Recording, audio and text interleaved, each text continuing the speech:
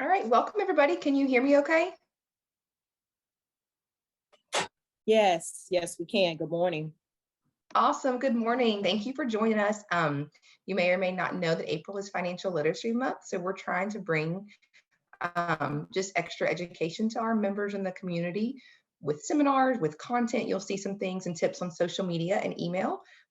So this morning is our Building a Basic Budget with the wonderful Miss Gail, and we are so happy that you're here to join us. Whether you're on a break for breakfast, just got off night shift, maybe you're off for the day, we thank you so much for taking the time to join us. And I will hand this over to Miss Gail. Welcome, everybody. Good morning. Thank you, Megan. We having a little bit of technology issue, but hopefully everybody can hear and we'll learn something as we move on. So basically, we want to talk to you a little bit about your income you're earning, your stimulus money that you may be getting, your unemployment money, if that's your situation, whatever income you have coming in, we want to talk with you a little bit about the best possible way to budget that money and maximize that money and make that money work for you and your family. So we're going to be building a budget, literally talking about all of the basics. It is a very simple thing when we start talking about a budget, but sometimes in our mind, we can be overwhelmed with everything that it seems like we have to do and take care of. Pen to paper is actually one of the best processes to come up with a spending plan or budget, if you will, for your money. Financial coaches, all of us financial educators, we can be very opinionated and differ on a lot, but I think that's the one thing you will find that we will agree everybody should start with a basic budget, have a budget, put a pen to paper, know where that money is going. So is everybody on the slide with the change jar? Is everybody? Yes, ma'am. Okay, all Yes, right. ma'am. So basically that change jar just represent start putting some money away. There's basically three things we all do with our money. We spend some, save some, share some. This jar is just representing that whatever you do, when you start that budget, leave room to put some money aside. As we mature, we'll say an emergency savings or different things we'll have, but put some money aside. Don't spend all that you have. Always have some money set aside. And this jar just represents a basic start of that. So basically in this seminar, we want to cover, like I said, all this, how to track your money. How are you spending your money? You want to take a look at it in a budget and determine if you want to do some things differently. A lot of times when you put that pen to paper, you like just what you see, you're doing well, you can give yourself that pat on the back, that check, okay, I'm doing good, build your esteem. Other times we put that pen to paper and we don't like how that money is going out. We get to be in control of telling that money what it has to do. We earned it, we worked for it for a week or two, what have you. It was given to us for a specific purpose or reason. And so we want to crawl out of maybe holes that we're in, get ourselves in a better situation by telling that money to go, what it has to do. That's all the spending plan or budget is about. Some people think it's like someone else trying to control you, telling you to sit down and do a budget, but it's actually like empowering you to be in control of the money that's coming through your hands. Whether it's an allowance being given to you, again, your money you work for, your stimulus money, your income tax money that's coming back to you, you want to maximize those dollars. So some of the benefits of, are we going on, Megan? You can. Some of the benefits of managing your money is you're able to do some things you enjoy. You're able to have better health, satisfaction, peace of mind, again, self-esteem. There are benefits to managing your money. You're gonna benefit from doing this. So this isn't something that'll work for a month. These are like life lessons that you tuned in this morning to get. And we just want you to know whatever income you have coming in, you can live well. We don't have to wait till we graduate college or land a dream job. We can live well with whatever we have if we manage that money.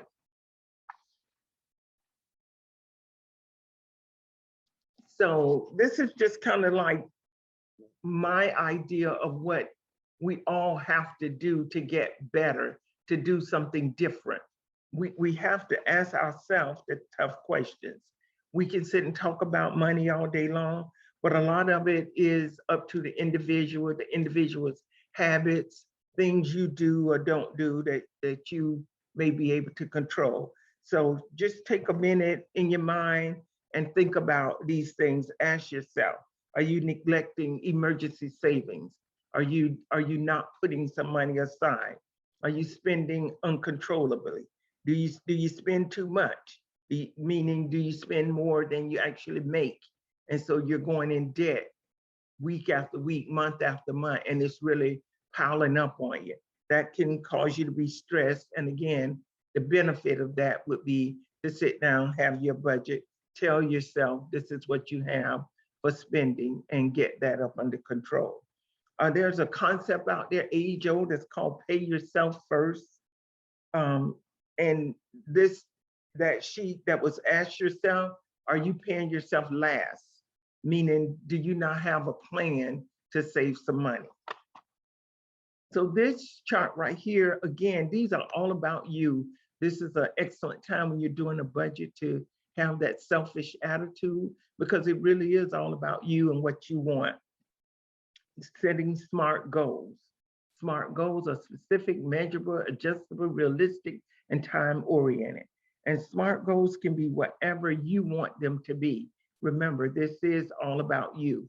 So whatever your goals are, normally there are finances attached to being able to do something or go someplace or reach a particular goal where you want to make a purchase. So set those goals and manage them. Use your whiteboard or whatever. One goal this time of year, I try to tell people, is a smart one to come up with it. You just don't have any place where you have in your mind you want to start. Set your SMART goal about what you're going to do for the holidays. That way you won't be stressed out.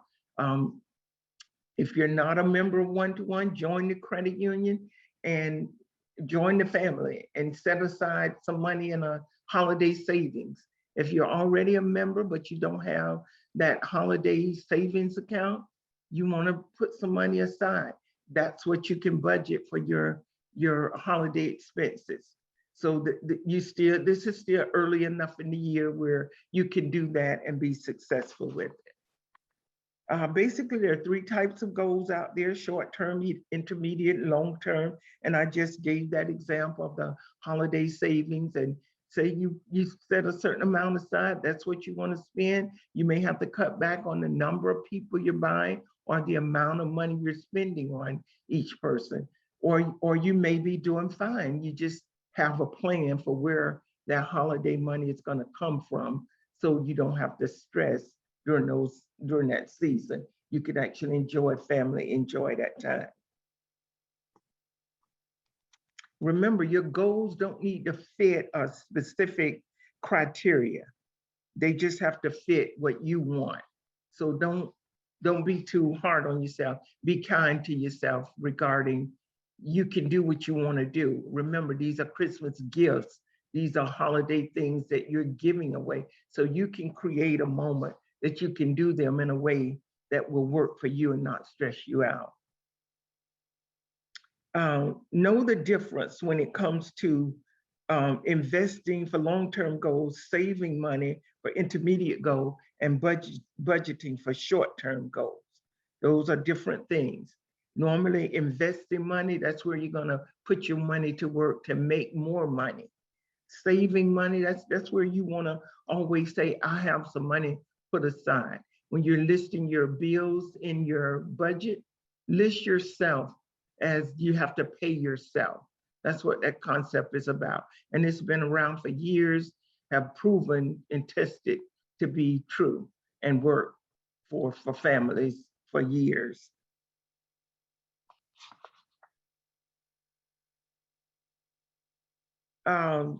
two components of being a blueprint, if you will, for setting up your personal finances, your spending plan, your budget. Very simple. You take all the income that you have and you weigh it out against your expenses. A budget, again, is designed for you to live well. On your budget, you're gonna always wanna list your needs, but you're gonna list some things that you want to do. We want you to live. We want you to live well. We want you to be able to go to places. We want you to be able to take a vacation. And when we start talking about building a budget, that's how you assure yourself that you're going to be able to do some fun things as well, because you take care of your needs. You know the difference between a need and a want. But basically, two components. You're going to list out your income, total it up, if it's coming from different sources, and then you're going to list out your expenses, your spending and things that you can control. If you want to change that around, again, always be flexible when you're talking about setting up a budget, because that's what creates a moment for it to work for you. A spending plan will help you stay on track. It will help you live within your means, decide where you want your money to go. It would help you make informed choices, and it would help you control your financial future.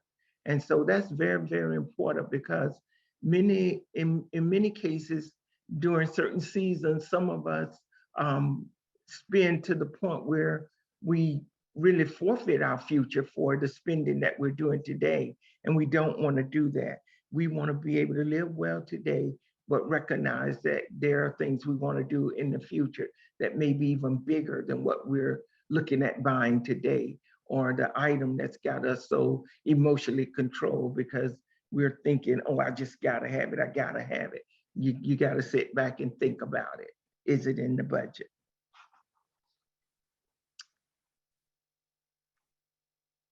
So basically, there are 5 steps to successful spending.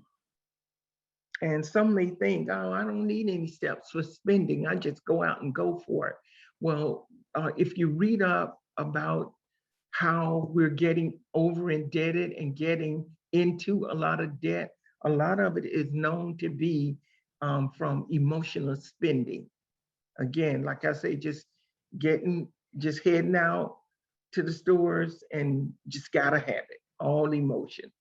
But when we list our monthly sources of income and determine where and tell that money what it has to do, where it has to go, we're setting up a plan for ourselves. And most importantly, we have to follow that plan. So if you think about a budget like that, there's no point in having a plan if we're not going to follow it. And then we have to manage that budget. Life happens, things come up. We may have to redo it from time to time, from season to season. This pandemic, we may have gotten less income than we normally have.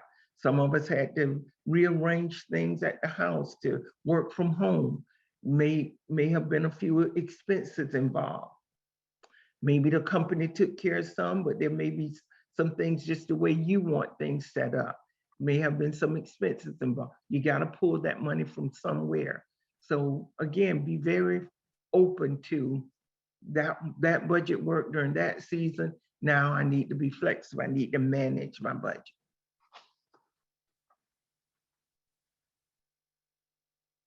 This is an opportunity to really think about all that comes through your hands, all of the maybe different sources of income. They don't have to be big, large amounts, but just think about and add all of those in. So this is when I'm saying you got the 2 components, list all your income, list all your expenses. Sometimes we're not thinking about dividends from stock that we may have, or like I say, tax refunds. We don't think about that as money that's coming through that we can manage. We only get it once a year if we're lucky and get that refund. But if we're going to get that refund, think about that's an opportunity to manage those dollars, to tell that money what it has to do. The fact that you won't get that money again for a year is all the more reason why you want to make sure you do that. When you're talking about listing your expenses, it's just as easy to forget expenses sometimes as it is to forget income. So think about those fixed expenses, your flexible expenses, that's your food, your clothes, those things that, they could change. And those periodic expenses that we absolutely have to take care of, one being taxes, another being insurance. So whether that's your property taxes or your income taxes, if you're in one of those categories where you have to pay, you want to make sure that you take care of those. And your fixed expenses, of course, are mostly going to be your mortgage or rent or your car payment, things like that. So you got that $250 or $350 that you got to pay every month for the car payment. You got that mortgage payment, a house or rent payment that you got to pay. So think of everything when you're doing your budget. Be kind to yourself, but this is an opportunity where we have to use those great minds and think about all that we really are having to do with the income that we have. Expense categories. There are different categories out there. Necessary, that might be what we call needs, food, shelter, your bills that you've already agreed to pay, that you've already obligated yourself to. And then there's discretionary expenses. That could be entertainment, that could be vacation, special clothing for a particular season or a particular event that you may have. And then there's personal expenses. You don't have to account for every penny, but you want that category there just to be thoughtful about it. And then, of course, there's miscellaneous or maybe unplanned things that we talked about earlier. And this 2020 pandemic year, as we could call it, certainly have brought that close to mind, that we could have some unplanned expenses.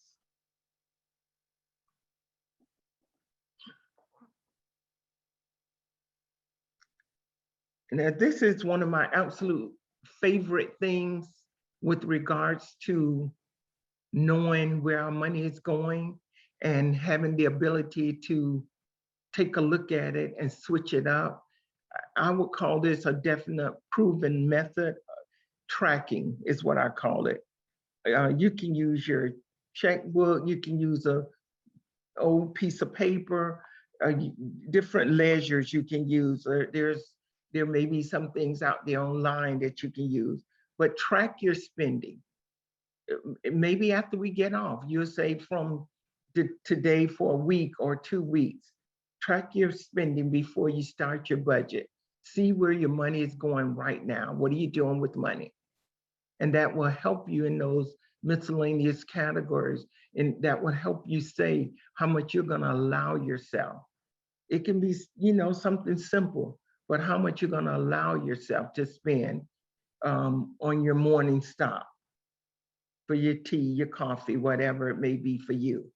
So tracking your money, seeing where it's going right now is huge. That gives you the ability to make some new decisions when you start your budget.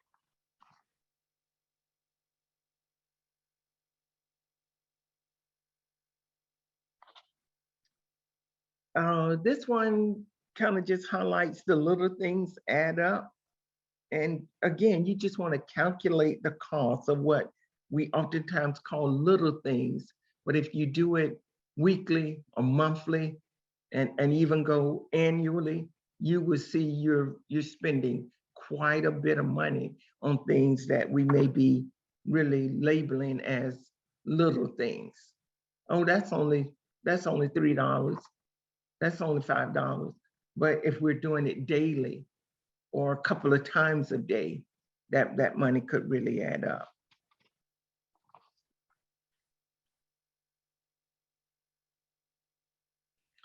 This one is about when you're tracking your money, as you're becoming aware of how money is going out.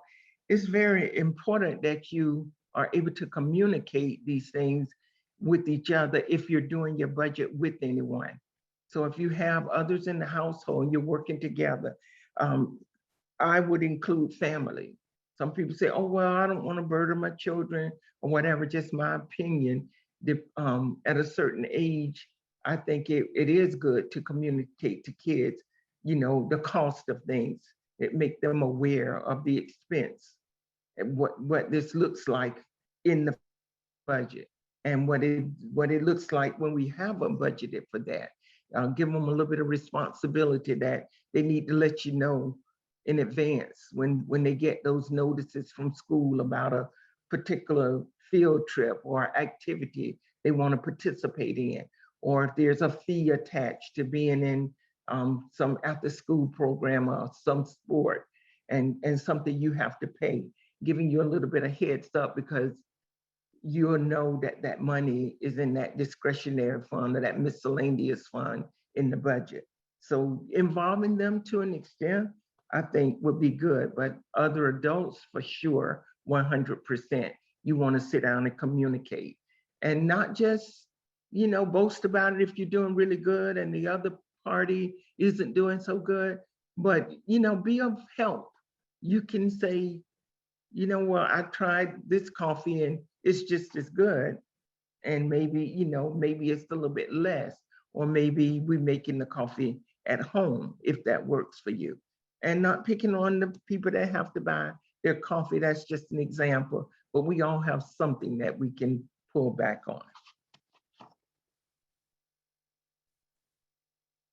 I love the scale. It's the perfect example of kind of what we at 1-to-1 Financial want to be about when we go out in the community and when we do these seminars with you.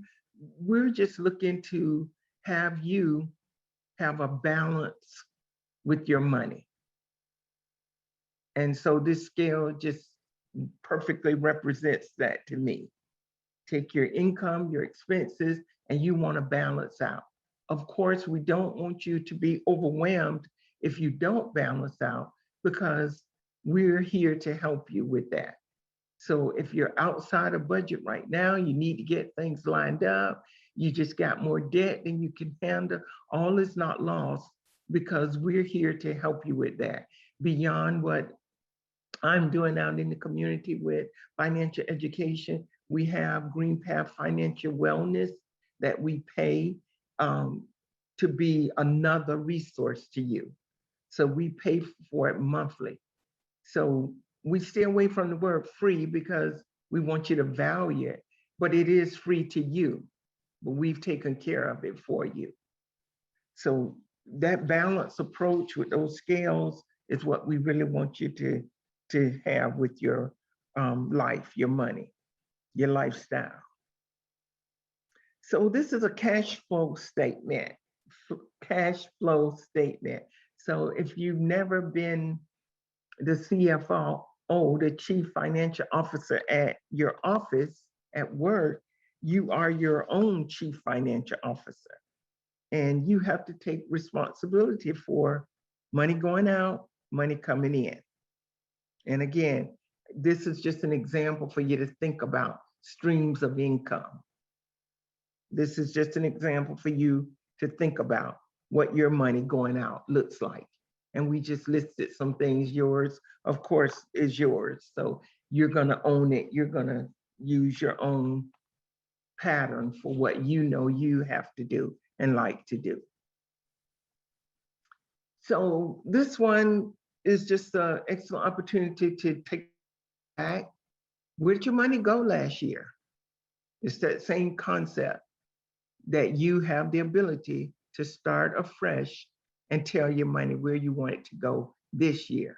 So don't be too harsh on yourself, too caught up on, oh, it doesn't look good.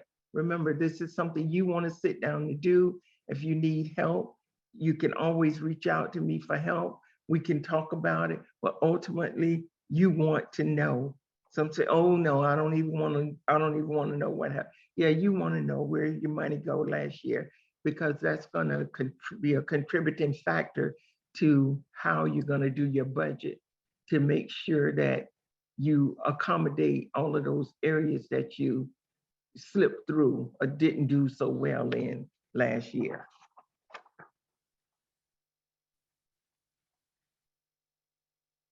Okay, does your plan fit your goals? So you're going to look at your spending plan. Again, a lot of this is about self-examining you, changing mindsets, changing things around, deciding what I want and what I have to do to get it. There's a saying out there that says, I'm gonna do what I have to do today so I can do what I want to do tomorrow.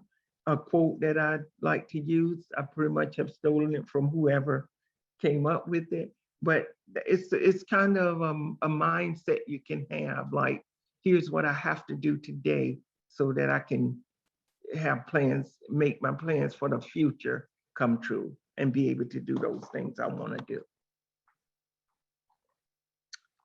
So, pitfalls that could destroy your spending. Life happens, and we know that. Much of it we have no control over. What we do have control over is how we react to it and how we adjust to it.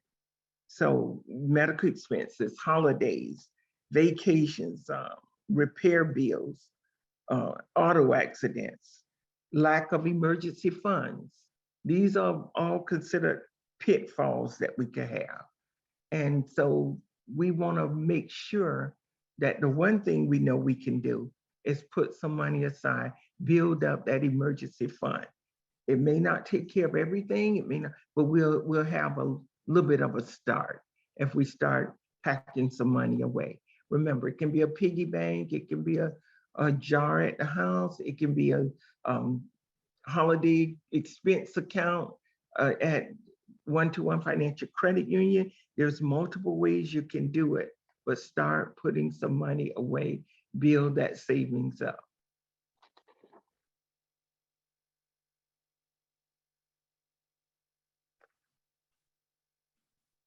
So for some reason, Megan and I keep experiencing the little drops don't show that we put in for the examples, things that drain your budget, what we call leaks in the budget. Oh, they're dropping down. Okay. So good job. Thanks, Megan. So if you notice that impulse shopping is on there, and that is huge on just about any numbers I get as far as reports about what's causing us in national level overall to be out of whack with our budget. And that impulse shopping is huge on there. So ignoring leaks, parking tickets. It's always amazing how much I see, people have an issue with their license. And I spent many of my years with the credit union as director of lending, doing loans and things, and people saying, oh, we ask for your driver's license, and they have to get their driver's license straight with parking tickets and things. Lots of money going out to the city and state. They could use it, they're glad to get it, but you can also use that money in your budget. So we want to think about things like that. Late fees, not paying your bills as agreed. It's the #1 driver to bring it down your credit score, but it's also lots of money going out from your budget into fee account money with late fees. So you don't want these habits, and you can work on them. So we wanted to put these examples out there of really a form of waste that you can take care of and increase income in your budget as opposed to letting money just go out. Here we have some practical money savings tips, how you can save some money. Use credit wisely. That's huge. That's a workshop within itself for a lot of our young people that we have, using credit wisely. So we're literally telling them, One way you use credit wisely is you want to make sure that you're smart about where you even decide to do your banking and apply for credit. And of course, we believe that the credit union generally normally are going to have lower fees as far as interest rates. And so using credit wisely, we're telling you, check us out. When you do have to borrow money, when you need a loan, check with One-to-One Financial and see if that will work for you, because we really believe that you would be better off. Pay down your debt. If you have debt now, pay it as agreed, pay it down. If you have car loans out there, mortgages that you need refinance, maybe it's such a great decision up front, you can do refinancing. Bundle insurances, I think is one that's on there. And then shop around. So know your financial institution, know what we have out there for you, and take advantage of the thing. Take a read over the website with us.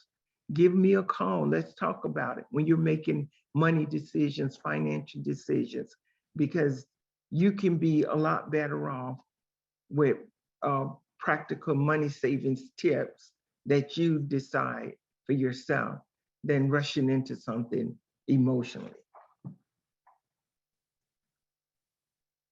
These are more savings tips, and they're like do direct deposit whenever you can for automatic transfers into that savings account, instead of saying I intended to take that money by there and deposit into my savings, but somehow it got mixed in with my shopping money.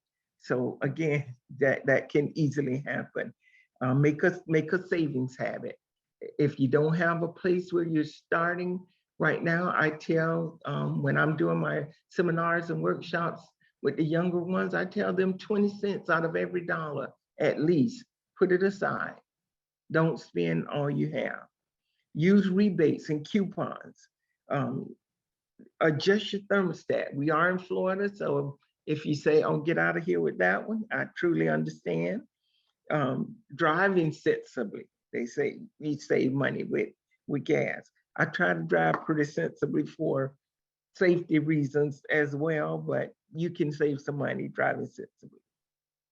Don't go grocery shopping on an empty stomach when you're hungry. Make your brown bag lunches. So these are just some tips or some things to think about. Nothing, not all of them work for all of us. So we don't have to use all of them to say, oh, that gives me an idea of maybe some of them will work.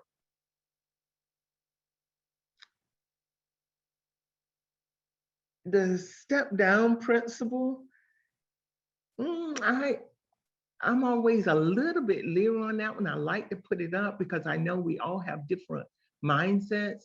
The step down principle is kind of saying maybe you don't have to always buy brand. You could get something for less. And maybe in certain things, they taste the same, or they are the same to you, or they wear the same. But I'm kind of all right with that person that says, I'll just save up till I can get the one I really want. Because sometimes we do have a lot of waste with stuff that just doesn't work for us. So the step down principle is something you could think about. Places where you could spend less. If that cup of coffee just doesn't work from the place that charge you less, then you just have to budget to get what you want. So that if that name brand item, you just gotta have it, make sure you budget for that. So the step down principle for me, I just say you have to think about that and see what works for you. But it is a thought out there. So there are resources out there for you, starting with One-to-One Financial Credit Union, myself, and we want you to know that and be aware of that so you can take advantage of those resources, because again, that's a way of saving money. The 5-step manage your money system for me is just like everything for you to get going and be successful, for you to thrive with the dollars you have, for you to live well wherever you are right now. Track your money, pay your bills regularly, pay as agreed, pay on time, balance your checkbook regularly. Know what money you have. Know when you're getting low. Know when you need to make adjustments. Know when you're down to zero. Many times, even that feeling from my personal experience, it's okay because you did take care of everything you wanted to take care of when you have a spending plan.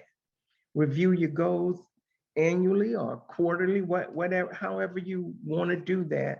But it's particularly after major life changes, review your goals. And then make sure your spending plan fit your goals for your life. This, again, this is where it's all about you. So make sure your spending plan is a fit. No one can create this for you. No financial coach, no financial educator. We can't come along and tell you, well, you need to stop doing this or you don't need to do that. You have to create this for yourself. That's what makes it work. It's your budget, your money.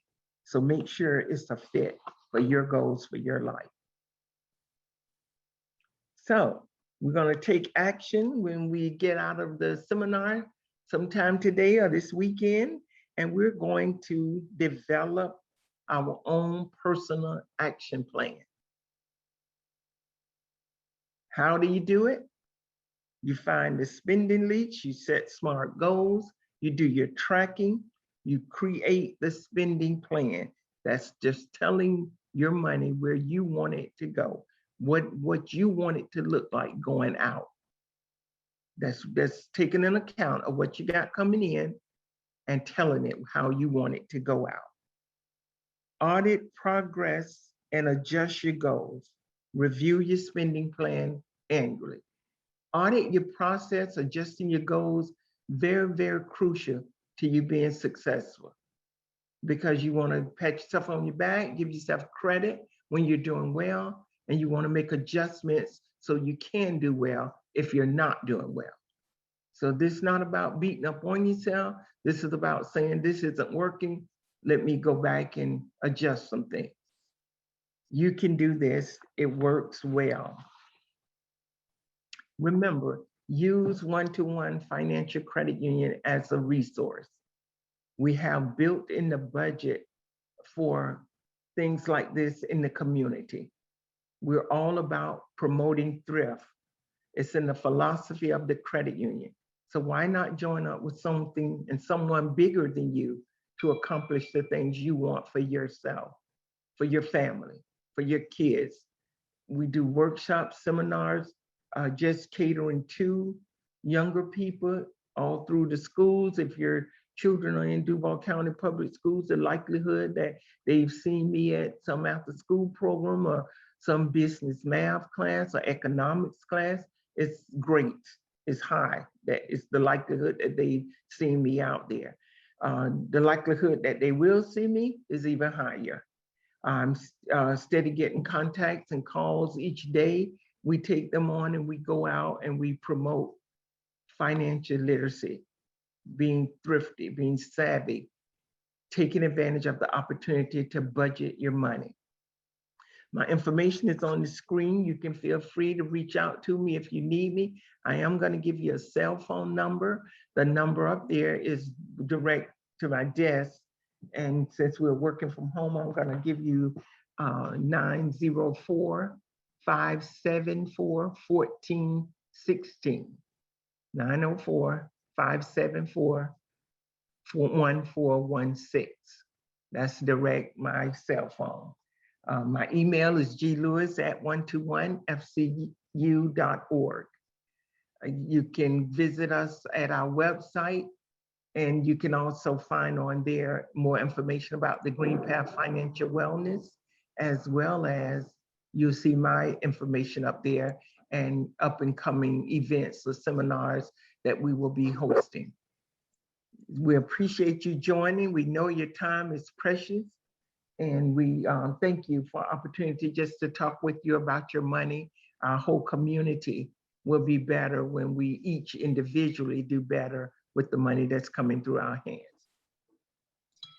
Thank you so much, Miss Gail. Thank you everybody for joining us. And we're going to be sending out a recording of this, and we're also going to include just a couple questions to see would a better time of day work for you better? Would you guys prefer maybe like a 20 or 30-minute seminar versus a longer one? So we'd really appreciate your feedback because we do these for you and we'd like to tailor them just for that.